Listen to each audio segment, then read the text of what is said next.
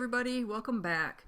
While I'm mixing up some resin here, let's get to the important things, which is the winner of the travel mug. Melvin Gilham is the first winner that I picked. You can contact me by email. The email is on that little screenshot I just put up. It is also on my About page on my channel. So Melvin Gilham, give me a shout and let me get your information. If it turns out that I don't hear from Melvin in a reasonable amount of time, I did select a backup winner, and we'll go over that if that becomes an issue. So this project has been a problem from the very beginning. I have some spalted apple pieces there that I put in a mold, and I mixed up some blue resin and some micro pearl resin, and I'm just realizing that I did not mix enough. So I think I've got 4 minutes left here, and so I'm rushing.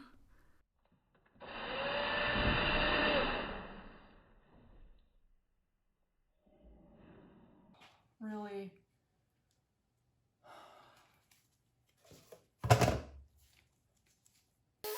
At this point, I wasn't sure if I was even going to finish mixing the resin because, you know, I have no idea what ratio of A or B spilled out, so I didn't know if it was even going to cure at this point.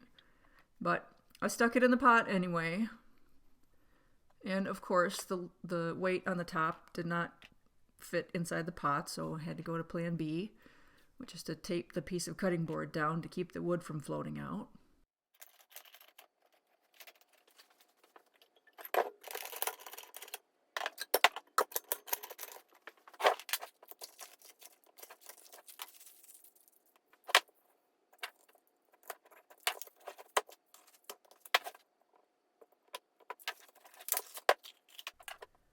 It looks okay from the outside. I don't see any big voids. I have no idea about the integrity of the resin, but I figure we'll give it a shot. I've got a piece of pine there to make a tenon out of and some 5-minute epoxy to attach the blank to.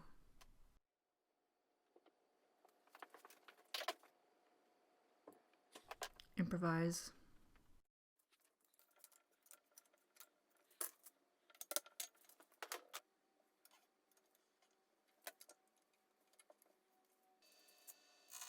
So this is kind of going to be a lesson on how not to make a lidded pot. I really, I don't know why I had so much trouble with this because I've made them before, but I basically did everything just kind of wrong. So I'm making a tenon for the first part. This is fine.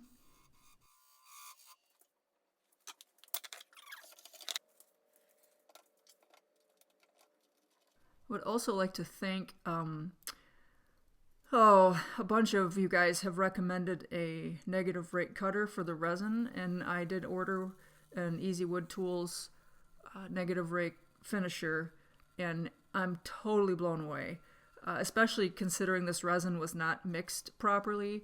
I did not have one single spot throughout this whole project where it chipped or shattered or, you know, I mean, it just cut it like butter. It's unbelievable. So any of you who have also suffered with issues with your resin chipping and shattering, get yourself a negative rake cutter because it makes all the difference in the world. I had no idea.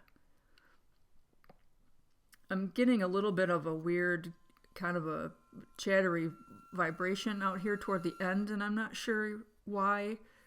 That could be part of the resin issue. It's also where the majority of the wood is concentrated, so you can see I've got kind of a funny little pattern going on there, and I don't know why that was.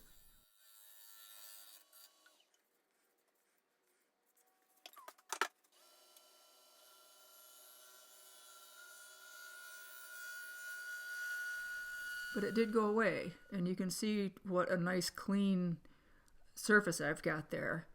So here's where I screwed it up the first time. I'm parting off the lid, which I didn't want to do yet. I should have put a tenon on the top of the lid first before I cut it off, but I didn't. So I go ahead and hollow out the base.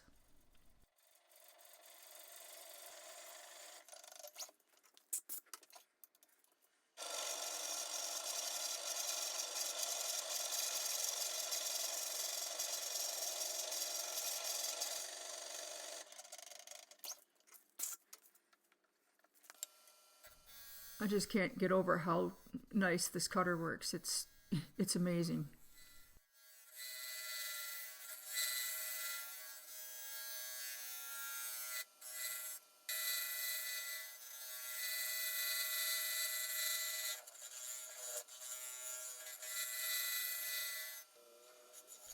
I was having a little bit of trouble getting in the very bottom radius corner edge, so I put the lathe in reverse and cleaned up the bottom inside edge from that direction where I had a little better access angle. I can't get around to the back side of my lathe where I have it positioned, so putting the lathe in reverse does pretty much the same thing.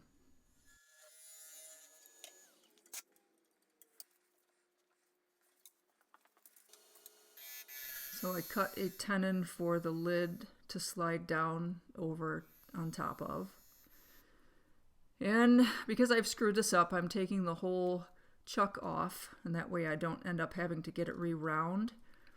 I used 5-minute epoxy and glued a tenon on the lid and put it in my smaller chuck. And so now I'm going to make the tenon on the top of the lid that I should have made before I parted the lid off, but you know.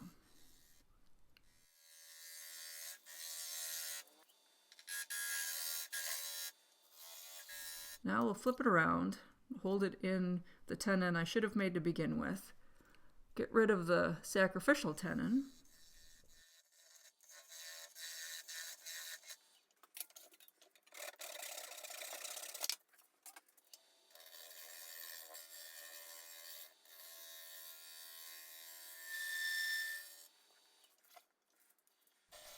get rid of some of the meat from the inside of the lid.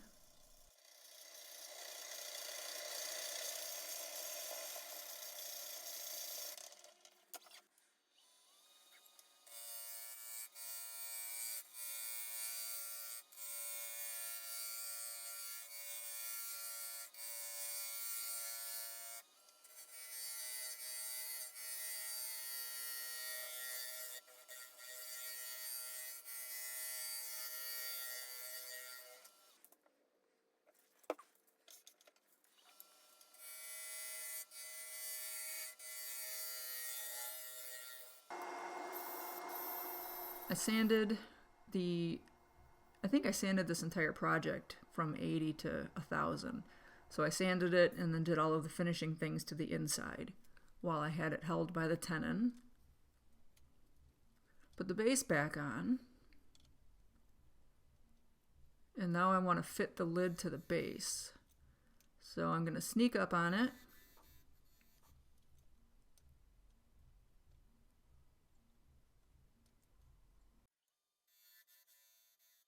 And go a little bit too far. It's a little bit of a loose fit, but it's okay. We can fix it.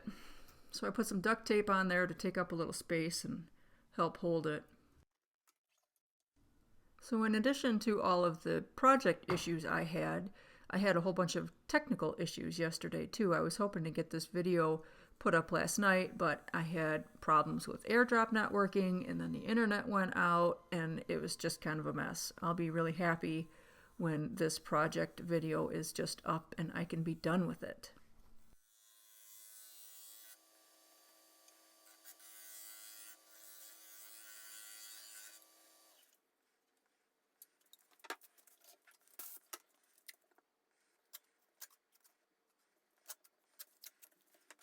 I had to take the tenon off the top and shape it, which is going to require taking the tailstock away for a minute to do the very top. So I added that duct tape just to help secure it to the base while I'm ever so carefully cleaning up the top.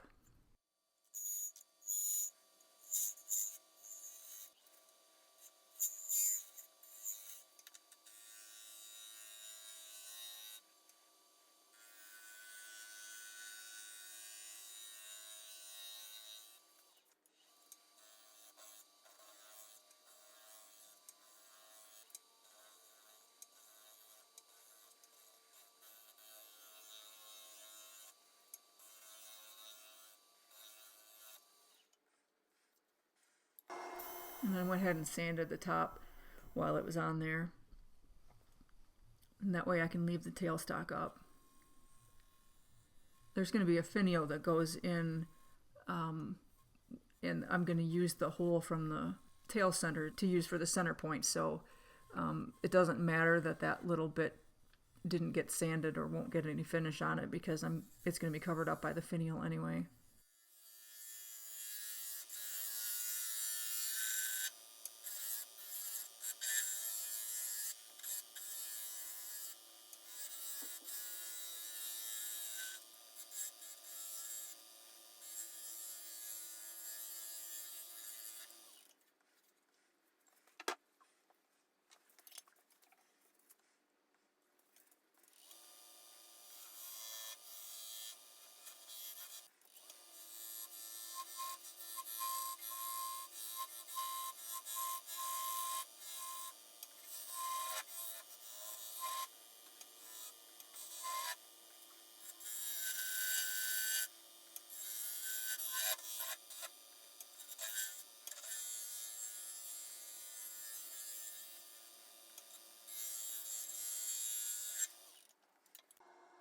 I skipped all of the sanding. This is, I think, probably the last little bit of 1000 grit.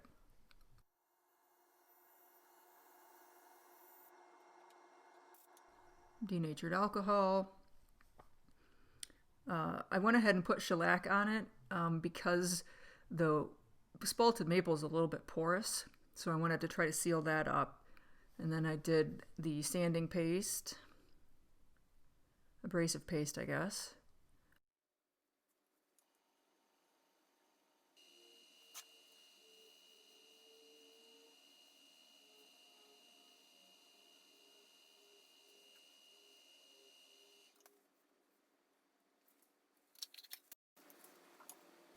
And this is the Shine Juice friction polish. I think this is the last coat that I put on. I'd already put on 3 or 4 coats prior to this one.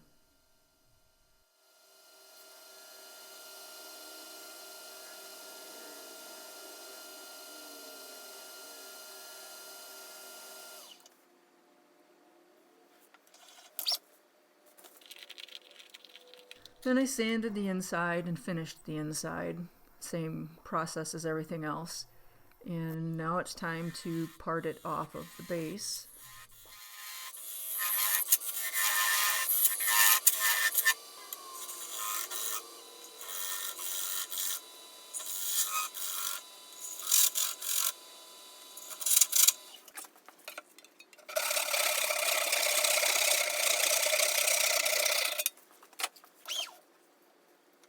And I'm just going to use what was left of the base to hold the bottom here as a friction chuck. I just have to clean up the bottom a little bit, so I'm taking really light cuts.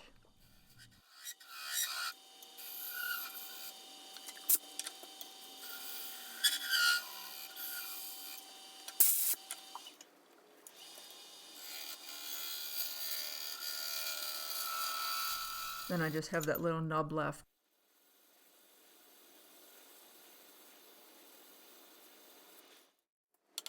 And the finial. This is the 3rd time I've tried to do a finial. This is a piece of spalted apple, from the same branch that the base came from. And it's a little bit soft. And here I've already screwed up the dimensions.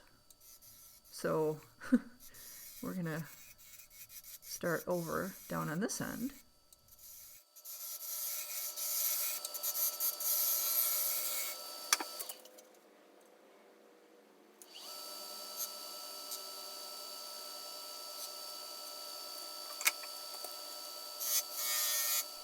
I left the top of the lid kind of domed, and therefore I need to make the underside of the finial a little bit concave so it will sit down flush on top of the lid, which isn't necessarily a problem. I just didn't really think far enough ahead as to how I was going to hold on to the finial when I have to take the tailstock away to finish the top part of it. So here's going to be a couple of options that you might be able to use if you find yourself in a similar position.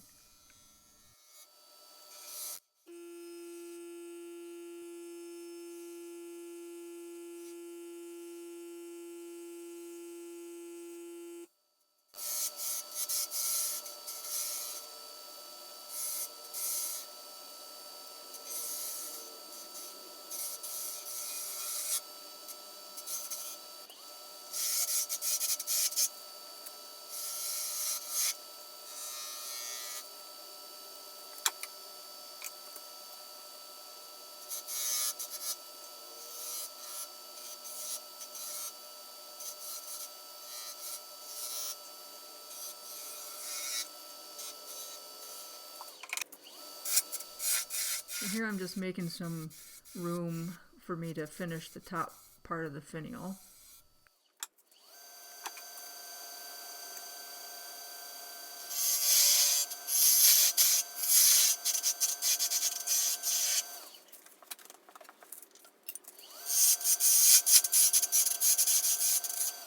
So my plan here is to put the tenon that I'm cutting here inside the jaws of the chuck, not actually using the jaws, but using the inside part, which you'll see here in a minute. So I've got a nice flat shoulder there that it's sitting on, and I don't have to do a whole lot of work here. It's pretty easy cuts, but I didn't think about the fact that because it's sitting inside the chuck jaws like that, I can't really get at it. So I go ahead and get the finial finished the best I can. I would have liked to have done a little different design element on the very top of it, but this wood is so soft, it did not want to hold a detail very well. And at this point, I'm ready for this project to just be finished.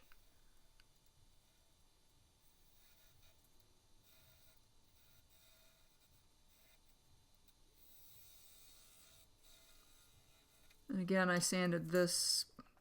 I think I only went to 400 sanding this because there isn't any resin to deal with. It's just the apple.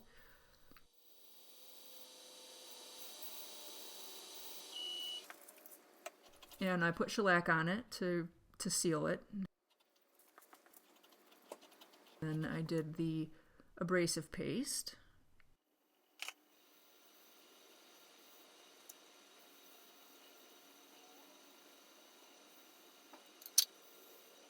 And then I did shine juice. Except that it's just not getting shiny.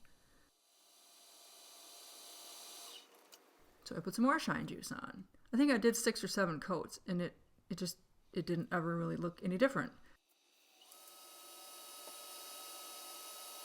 So I decided then that I would try some of the polishing wax that I had made last week.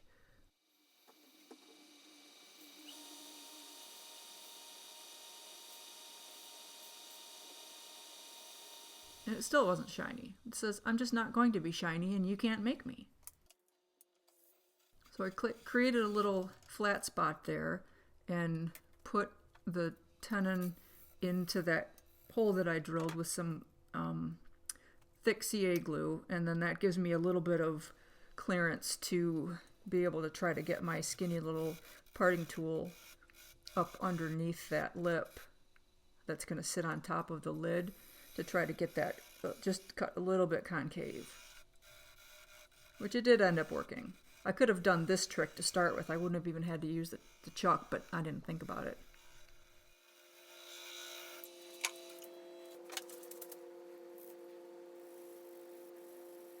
I drilled a little hole in the top of the lid from the center point. I'm using a toothpick to hold the finial, basically to center it when I'm putting it on there, and also just to give it a little bit of rigidity and something for the CA glue to hold onto. You can't really tell there, but I did scuff up the surface of the lid underneath where the finial is going to sit so the glue will be able to adhere better.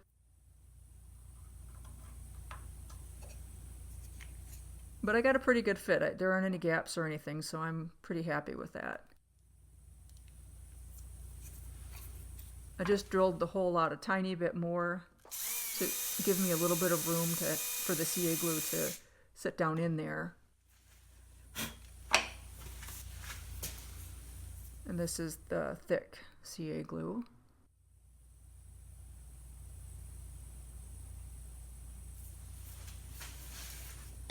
Put just a little bit in the hole that I drilled in the finial. A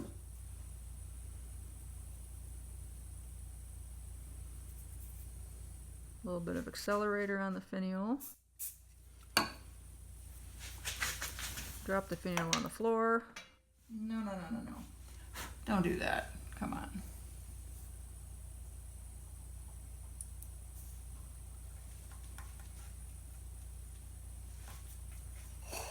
But it's done, and I'm happy with it. It's pretty cool.